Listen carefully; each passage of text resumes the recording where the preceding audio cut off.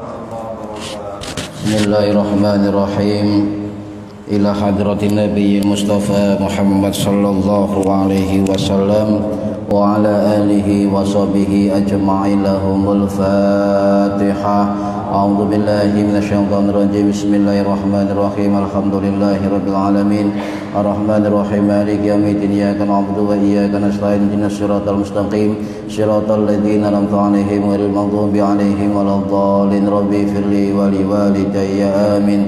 Hadiyatan minna ila arwahi masyayikhina wa li murabbi ruhina wa li muallimina wa li man ajazana wa li ulama'ina wa li muassis nahdlatul ulama ajma'in, khususan ila mu'alif kitab Sulamut Taufiq al-alama asy-syekh asy-syayyid Abdullah bin Husain bin Tahir bin Muhammad bin Hashim Ba'alawi wa usulihim wa furu'ihim wa aswajihim wa duriyatihim wa ahli silsilatihim wa muridihim wa muhibbihim wa jama'iyatihim radhiyallahu anhum syai'un lillahi lana wa lahumul Fatihah.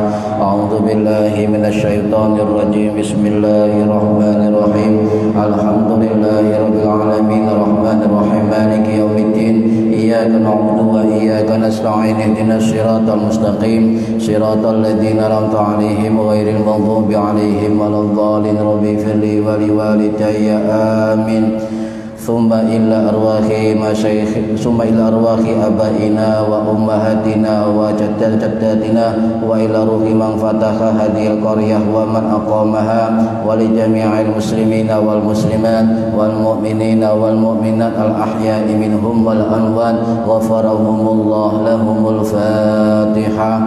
A'udzu billahi minasyaitonir rajim. Bismillahirrahmanirrahim. Alhamdulillahi rabbil alamin arrahmanir rahim maliki yaumiddin. Iyyaka na'budu wa iyyaka nasta'in. Ihdinas siratal mustaqim siratal ladzina an'amta 'alaihim ghairil maghdubi 'alaihim waladdallin. Rabbighfirli wa liwalidayya amin. Bismillahirrahmanirrahim. Alhamdulillahi rabbil alamin. Allahumma salli ala sayyidina Muhammadin wa ala alihi wa sahbihi ajma'in. Wa la hawla wa la quwwata illa billahil aliyyil azim. Amma ba'du. Ingkang kula hormati para bapak, para ibu jamaah pengajian rutin kitab Sulamut Taufiq. Mugi-mugi ingkang hadir ingkang rumono angsal barokah manfaat maslahah wa ni'mata wa sa'adah wa salama wa safa'ah fid dini wad dunya wal akhirah. Amin ya rabbal alamin.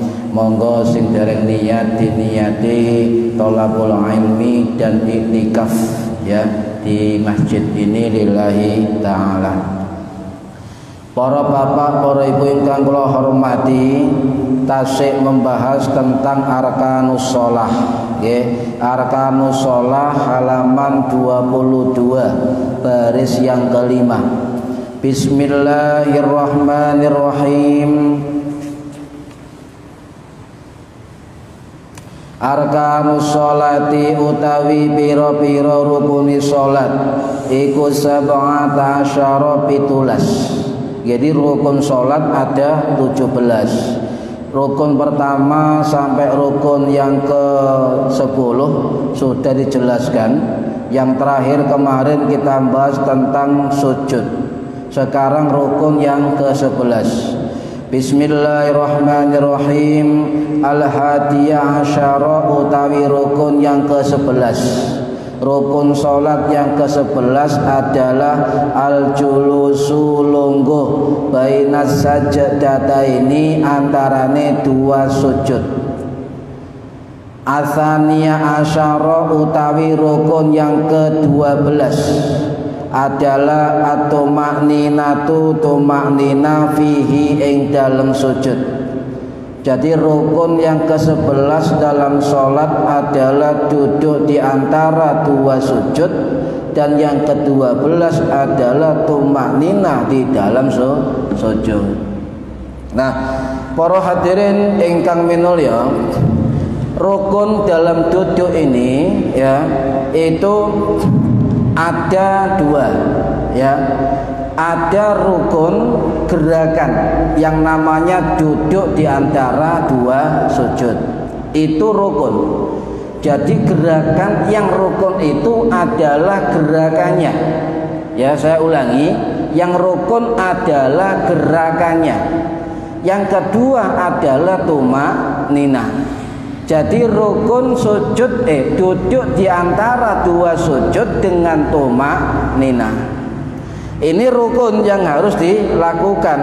Selain itu, selain gerakan duduknya dan selain tumakninah, itu adalah sunnah.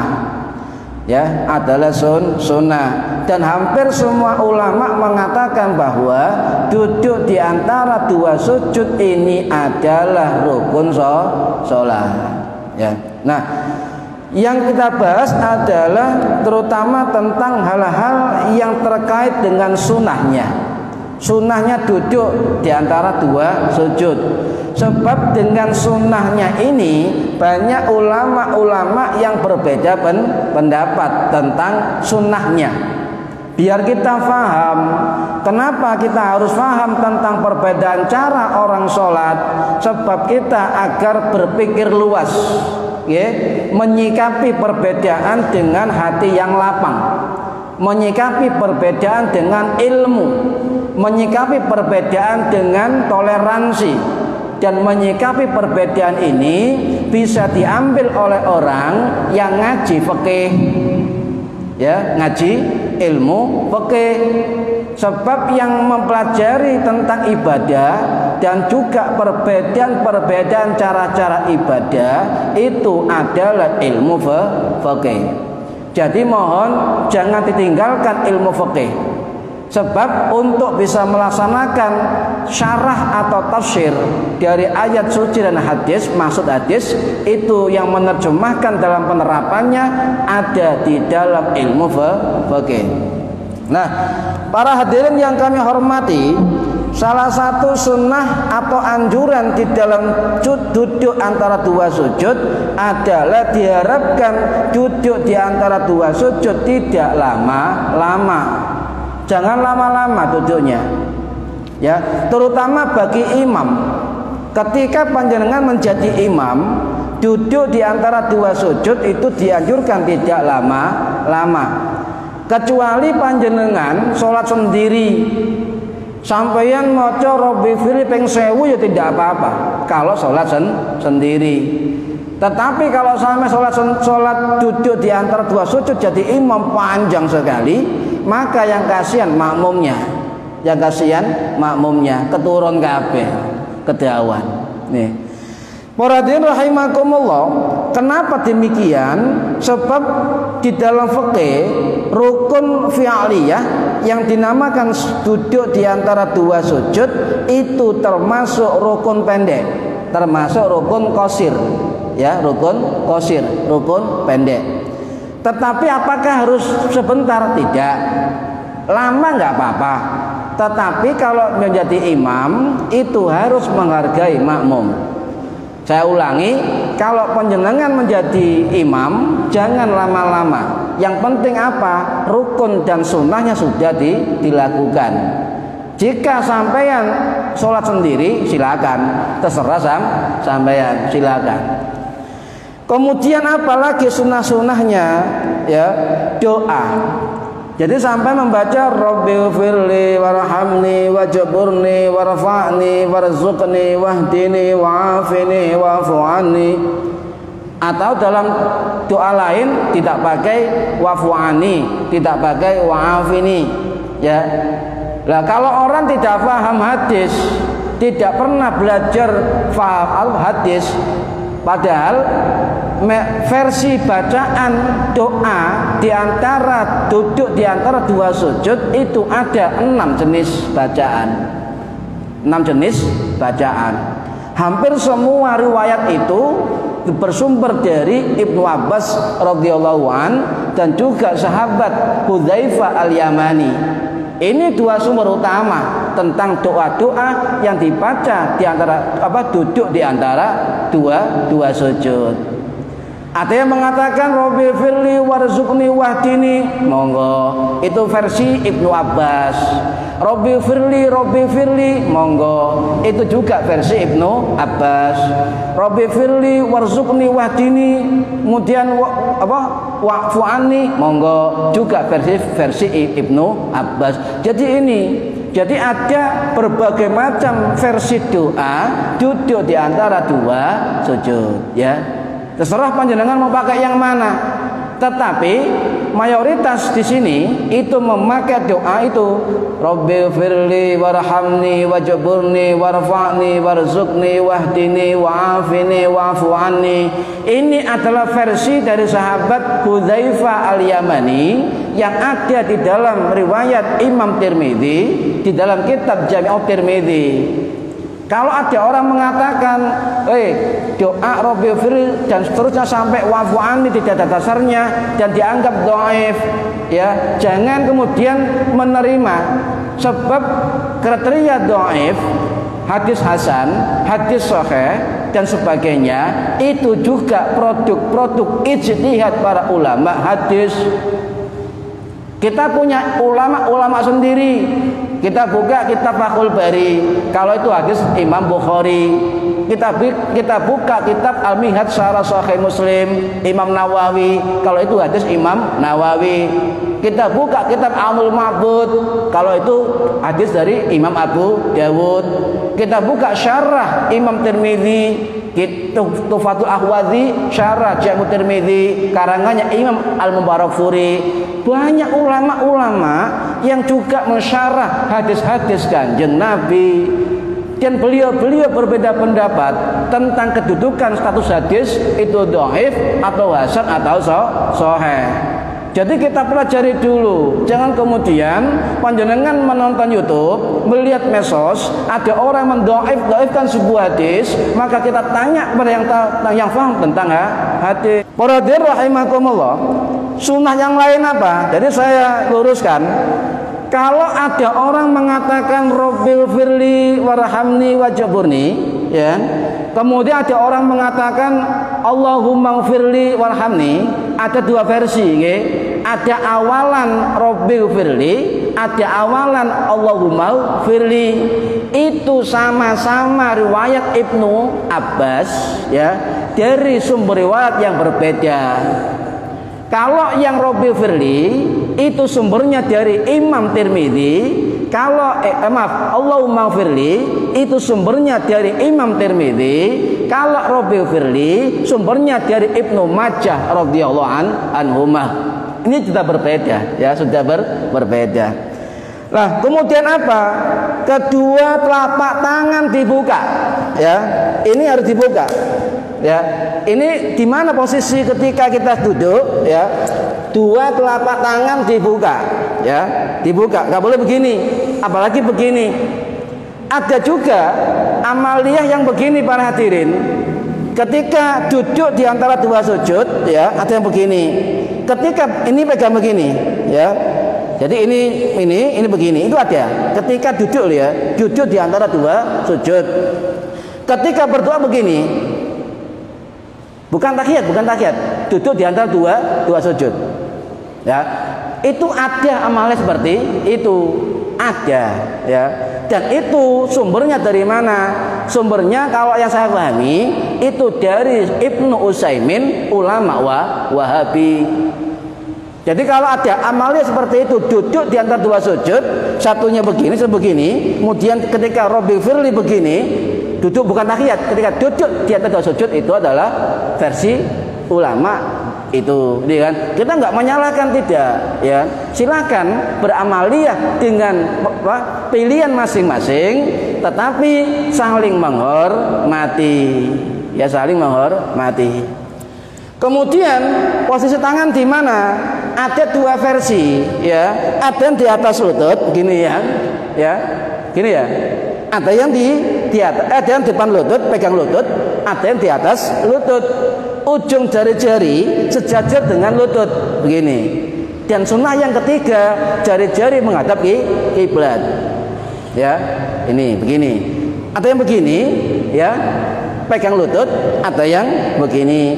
Mana yang lebih bagus, mana lebih bukan. Di dalam versi ibadah sholat tidak ada yang namanya mana yang paling benar, tidak ada. Cuma perbedaannya adalah letaknya pada aspek afdholiyah, keutamaannya. Sampai begini tetap sah sholatnya, sampai begini tetap sah sholatnya, tetap sah. Karena ini sunnah. Cuma di dalam ulama mazhab Syafi'i itu merekomendasi sebuah pilihan bahwa tangan kita itu tidak di dengkul tetapi di atas paha, ya, di atas paha begini, ya. Jari-jari ini sejajar dengan batas lutut, ya. Loh Pak, saya kadung begini bagaimana? Yo tidak apa-apa, itu barang sunnah, tetap sah sholatnya tetap. Itu ya. Ada yang begini, ya pernah tahu ya. Jadi ini apa? Sikut itu menempel di ujung pangkal paha. Ya, bagaimana? Ini monggo. Karena itu adalah perbedaan tentang sunnah. Saya ulangi, kalau di dalam mazhab Syafi'i, ulama-ulama kita itu merekomendasikan jumhur mayoritas adalah telapak tangan dibuka, kemudian menempel di paha, dan jari-jari kita itu agak merapat, kemudian menghadap kiblat jari-jari dan menempel batas jari sejajar dengan lutut begini, gini. Kalau kadang begini, ya, biasanya orang tinggi-tinggi itu kan, nggak apa-apa, monggo, tidak mengurangi keabsahan sholat. Ini, ya. Para hadirin rahimakumullah, itu model-model tentang apa versi duduk di antara dua sujud. Kemudian sunnah yang lain adalah ketika duduk di antara dua sujud, punggung tegak. Jangan begini, ya. Kecuali uzur, kecuali uzur. Biasanya orang sepuh-sepuh gitu kan, itu begini. Kalau masih kuat, sunnahnya punggung itu tegak. Ya, ini sunnah. Tetap mata kita melihat ke tempat sujud. Itu sunnah. Ya. Nah kalau misalnya nggak tegak begini, nggak apa-apa, karena itu sunnah, itu kan, nggak usah diperselisihkan, sebab barang sunnah. Yang salah itu bukan gaya duduknya, tetapi orang-orang yang nggak sholat cuma banyak bicara. Ini gara-gara ini kan ya. Para hadirin rahimakumullah, kemudian model duduk di antara dua sujud itu adalah memakai model duduk iftiros. Tahu ya? Iftiros itu model tahiyat awal. Itu sunnah. Kalau saya akan jelaskan tentang perbedaan pendapat di dalam model duduk, ya, di dalam antar mazhab. Contoh begini para hadirin, ya. Contoh di dalam mazhab Hanafi, nanti Syafi'i belakangan biar kita lebih paham, lebih hafal. Di dalam mazhab Hanafi, ya, baik duduk di antara dua sujud atau duduk tahiyat awal atau duduk tahiyat akhir itu mutlak harus iftiros, ya, mazhab Hanafi. Kalau panjenengan melihat orang ketika tahiyat awal iftiros, duduk di antara dua sujud iftiros, tahiyat akhir iftiros, berarti dua kemungkinan. Oh, berarti mungkin pengikut mazhab Hanafi atau tidak ngerti. Itu saja sudah, tidak usah suudon, husnudon, okay? Husnudon. Ini mazhab Hanafi. Kemudian di dalam mazhab Maliki atau Imam Maliki itu sebaliknya dari pendapat mazhab Hanafi. Kalau mazhab Maliki baik duduk di antara dua sujud, duduk tahiyat awal, duduk tahiyat akhir itu memakai duduk tawarruk, duduk model tahiyat akhir, okay? Itu. Jadi kalau ada orang misalnya sholat isya, tahiyat awalnya model tahiyat akhir, ya, tawarruk. Duduk di antara dua sujud, model duduk tawarruk. Tahiyat akhir tawarruk. Loh, kabeh kok model tawarruk? Oh, berarti kemungkinan dia berfaham mazhab Maliki, ya. Ini model yang kedua. Sedangkan mazhab Syafi'i dan mazhab Hambali hampir sama. Jadi mazhab Hambali begini, itu kalau duduk tahiyat awal pakai iftiros, ya. Kalau duduk tahiyat akhir pakai tawarruk, sama dengan mazhab Syafi'i, sama. Tetapi perbedaannya adalah kalau ada sholat 2 rakaat dan hanya 1 tasyahud, seperti sholat subuh dan sholat Jumat atau sholat hajat, ya 2 rakaat, itu kalau mazhab Hambali pakai iftiros, ya, pakai iftiros tahiyat awal. Saya ulangi.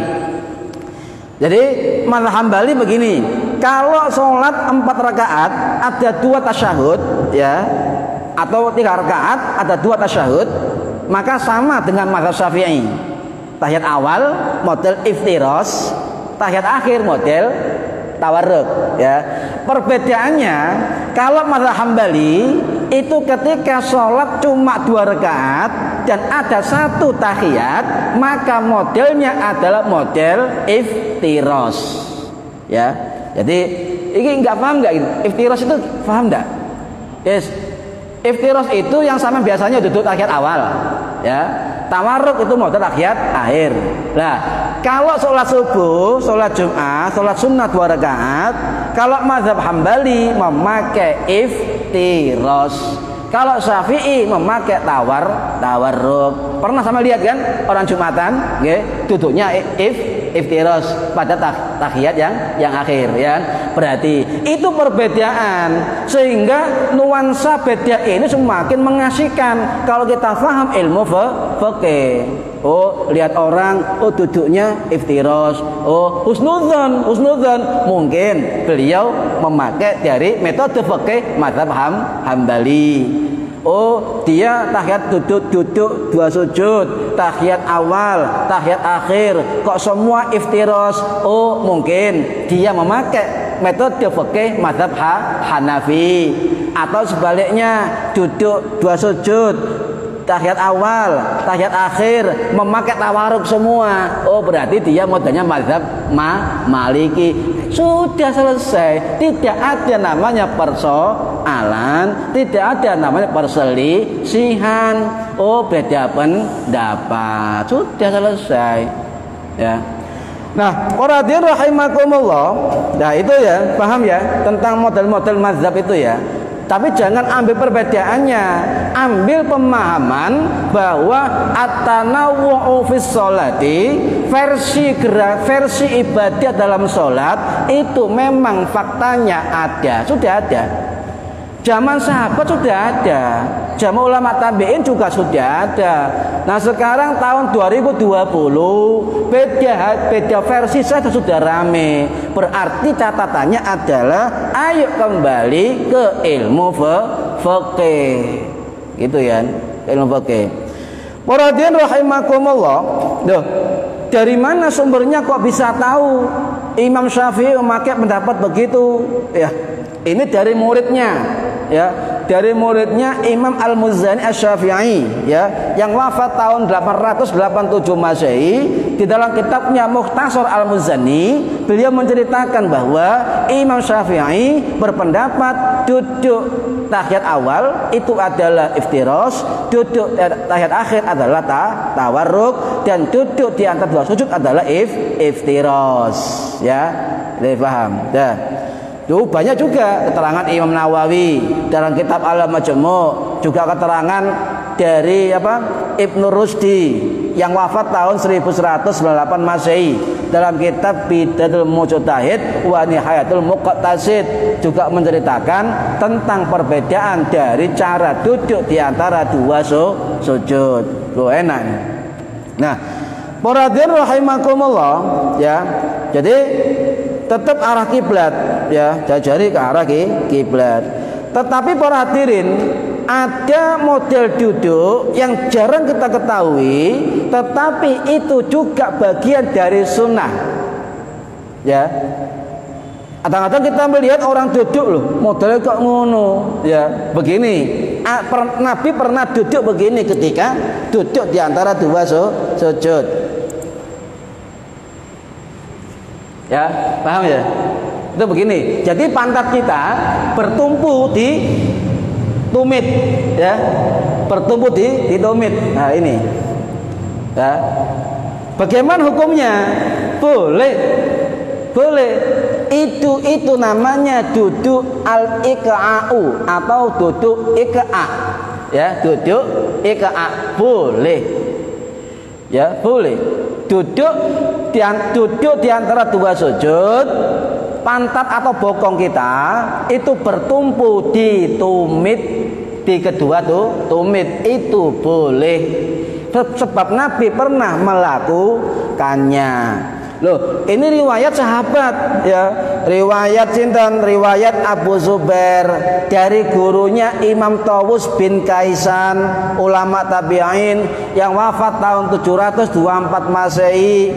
Beliau dari siapa? Beliau dari gurunya yang bernama Ibnu Abbas radhiyallahu an yang wafat tahun 687 Masehi. Nah, jadi guru Ibnu Abbas Rasulullah, ini sanad, ya. Beliau mengatakan, sebab apa? Ketika Imam Tawus bin Kaisan ulama tabi'in bertanya kepada Ibnu Abbas, ya, faqala, maka Ibnu Abbas menjawab, hiya sunnatun, itu juga sunnah. Jadi duduk bertumpu di pantat kita di atas kedua tumit, kata Ibnu Abbas, iya sunnatun, itu juga sunnah, ya. Fakulna lahu, maka saya juga berkata, maka kami juga berkata kepadanya, ya, inna lanarahu jufaan. Oh, saya kira itu duduk yang tidak pantas, gitu kan? Saya kira duduk tidak pantas. Maka faqala Ibnu Abbas, maka berkata Ibnu Abbas, bal hiya sunnatun nabiyika, bahkan itu sunnah dari nabimu, ya. Bahkan juga riwayat dari Ibnu Umar, ya, yang mengatakan innahu hiya sunnatun, innahu minas sunnati, itu adalah sunnah. Jadi duduk iqa'a, ada duduk tawarruk, ada duduk iftiros, ada model duduk di antara dua sujud, namanya apa?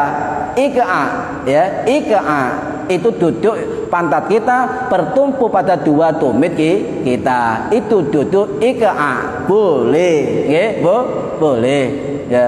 Jadi kalau ada orang duduk seperti itu, loh, iku kok lunggune ngono. Ini, ya. Itu duduk iqa'a. Itu duduk iqra' yang diperbolehkan. Nah, ada model iqra' yang tidak boleh, dilarang. Apa? Model duduk kayak anjing. Paham nggih? Kal iqa'il kalbi, kayak anjing. Gimana duduknya? Pantat di tanah, dua betis di samping. Nah, itu tidak boleh. Itu dilarang, dibenci. Nabi mengatakan saya membenci seperti itu, gitu. Ya, tidak boleh. Jadi boleh sunnahnya iftiros, ya. Boleh juga duduk model iqa, ya.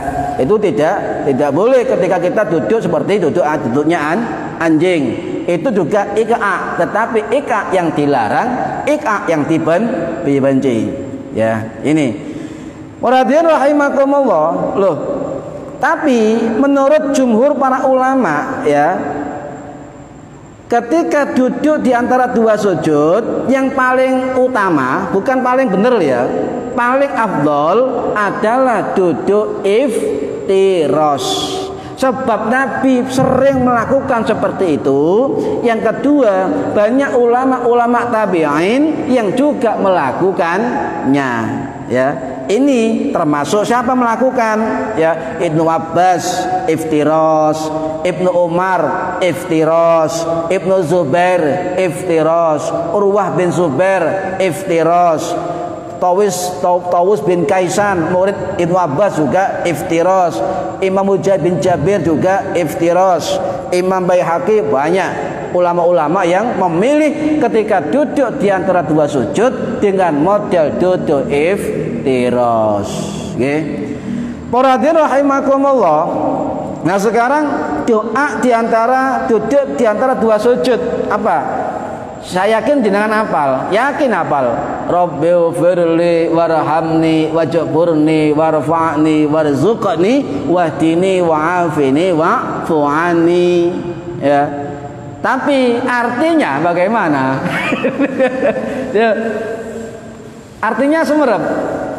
Arti Rabbi firli warhamni wajburni warfa'ni warzuqni wahdini wa'afini wa'fu'ani. Artinya tuh.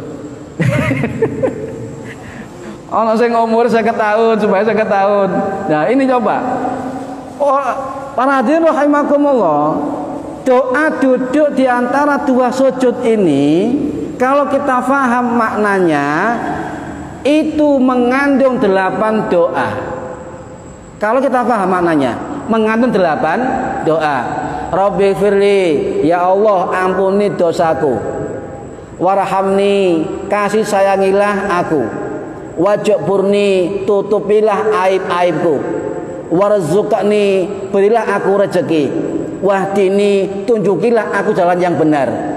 Ya, wa'afini, sehatkanlah aku. Wa'fu anni, dan maafkanlah kesalahanku. 8 doa jenengan luar biasa nih. Doa di antara dua sujud mengandung 8 permintaan kita kepada Allah. 8 doa. Kalau misalnya duduk di antara dua sujud itu 1 rakaat, ya 1. Berarti kalau jenengan 4 rakaat, ya berarti sampeyan itu berdoa 8 doa 4 kali. Kalau sehari kita doa itu, maka jenengan sudah doa 17 kali. Itu masih sholat fardu, ya sholat fardu. Dereng sholat sholat sunnah. Rabbi firli warhamni wajburni warfa'ni warzuqni wahdini wa'afini wa'fu'ani. Ya, ini kalimat ini ada dalam riwayat sahabat Hudzaifah bin Al-Yamani, riwayat Imam Tirmidzi ada. Kemudian ada 6 versi bacaannya, itu menurut riwayat Ibnu Abbas. Bahkan ada orang mengatakan begini para hadirin, ya, kalau ada orang mengatakan wa'fu anni itu tidak ada, itu hanya gawe-gawean ulama Indonesia, begitu kan? Pernah viral ini di YouTube tahun 2018. Ya, ada ustadz mengatakan, oh itu yang nambahi wa'fu anni itu ulama Indonesia. Oke, kita jawab para hadirin, ya, bukan, itu bukan karangan ulama Indonesia. Itu ada hadis dari riwayat sahabat Hudzaifah Al-Yamani dalam kitab Jami' Tirmidzi, ya, Imam Tirmidzi ada kalimat seperti itu, tetapi didoifkan oleh kelompok yang lain. Tetapi bagi ulama kita itu hadis sahih. Loh, beda. Yang kedua para hadirin, ya, kalau kita memakai Rabbil Firli, ya, itu berarti kita memakai hadis riwayat Ibnu Abbas bersumber dari Imam Ibnu Majah. Kalau kita memakai doa depannya Rabbil Firli, ya, tadi apa? Rabbil Firli Ibnu Majah. Kalau kita memakai Allahumma Firli, memakai riwayat Tirmidzi, sama, tidak usah gaya rame. Sampai doa awalnya kok Allahumma firli, kamu doa kok Rabbil firli, ini enggak nyunah. Ya kamu yang enggak nyunah, tidak tahu tentang dua versi dari hadis yang sama, ya kan? Nah, muradin rahimakumullah, padahal ya kalimat wa'fu anni memang tidak ada di dalam 6 versi riwayat Ibnu Abbas, tidak ada wa'fu anni, tidak ada. Tetapi mari kita buka di dalam kitab Aunul Ma'bud Syarah Sunan Abi Dawud yang dikarang oleh Syekh Abu Thayyib Al-Azim Abadi yang wafat tahun 1901 Masehi di India. Di situ ada hadis yang mengatakan bahwa Kanjeng Nabi juga pernah mengatakan doa ditambahi wa'fu anni, wa'afini wa'fu anni. Ya, ini. Kemudian juga riwayat lain, ya, dari siapa riwayatnya? Imam Nawawi, ya, juga dari riwayat dari ahli-hadis, ahli fikih yang lain, riwayat dari Ibnu bin Ali atau Atiyah Al-Hadrami, ya, dan sebagainya banyak. Bahkan juga mengatakan Ali Atiyah Al-Hadrami ini mengambil dari Imam Ghazali. Imam Ghazali juga ngambil dari ulama tabi'in. Oh, berarti tambahan wa'afini itu bukan gawe-gawenan ulama Nusantara. Memang betul kalimat itu ada dalam kitab Kasifatu saja Syarah Safinatun Najah karangannya Syekh Nawawi Al-Bantani Al-Jawi, tetapi beliau mengutip dari pendapat ulama Timur Tengah, termasuk mengutip pendapat dari Syekh Ali Asy-Syibromalisy Asy-Syafi'i, ulama yang wafat tahun 1676 Masehi di Mesir. Berarti kesimpulannya tambahan wafwani itu ada dalam hadis, juga bukan buatan ulama Nusantara. Sebab itu ada dalam kitab Hasyiah Syibromalisy yang wafat tahun 1676 Masehi di Kairo, Mesir. Sudah selesai, ya sudah. Muradin rahimakumullah. Sekarang begini, kalau kita ada waktu dibaca semua kan, Rabbi firli warhamni wajburni warfa'ni warzuqni wahdini wa'afini wa'fu'ani, 8 doa dibaca semua. Tuh, jenengan kesusu salate, kesusu. Bagaimana? Cukup menjenengan membaca Rabbi firli. Udah. Cukup. Ya. Rabbi dalam hadis 2 kali Rabbi firli sudah memenuhi sunnah. Loh, bacaan itu sunnah bukan rukun. Jadi Rabbi firli warhamni itu sunnah bukan rukun. Tapi sampai tetap harus nina terlebih dahulu. Rabbi firli bisa langsung sujud kembali. Boleh. Gak moco ya gak apa-apa. Mari sujud tangi lho, engko biar ngelamun ya sah.